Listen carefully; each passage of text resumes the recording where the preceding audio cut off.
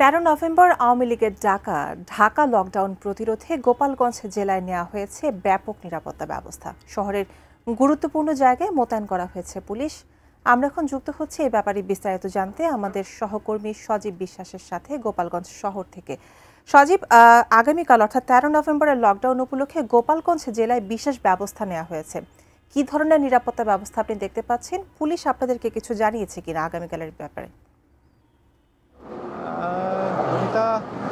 গোপালগঞ্জের 13 নভেম্বরকে সামনে রেখে যে ঢাকা লকডাউন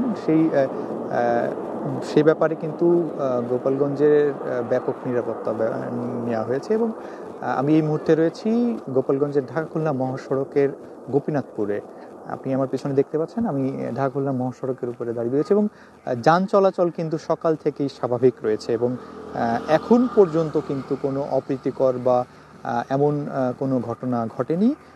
তবে আমরা শহরের গুরুত্বপূর্ণ মোড়ে মোড়ে কিন্তু পুলিশের যে অবস্থান সেটি কিন্তু দেখেছি এবং গতকালকে থেকেই কিন্তু পুলিশ জেলা শহর, সদর উপজেলা শহর সহ বিভিন্ন স্থানে কিন্তু পুলিশের টহল বা পুলিশের যে অতিরিক্ত পুলিশ মোতায়েন সেটি কিন্তু রয়েছে এবং পুলিশের পাশাপাশি কিন্তু বিভিন্ন আইন শৃঙ্খলা বাহিনী কাজ করছেন এবং শহর জুড়ে নিরাপত্তার এক বেষ্টনী কিন্তু তৈরি করা হয়েছে এবং গোয়েন্দা যে তৎপরতা, সেই গোয়েন্দা তৎপরতাও কিন্তু অনেকটা বাড়ানো হয়েছে এই ঢাকা লকডাউনকে ঘিরে এবং গোপালগঞ্জের থেকে যে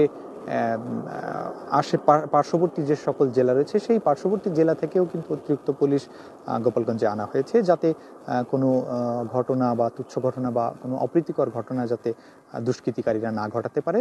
তো সবকিছু মিলিয়ে এক প্রকার নিরাপত্তার চাদরে কিন্তু ঘিরে ফেলা হয়েছে গোপালগঞ্জ। তো এই ছিল আমার কাছে গোপালগঞ্জের নিরাপত্তা ব্যবস্থার সর্বশেষ পরিস্থিতি।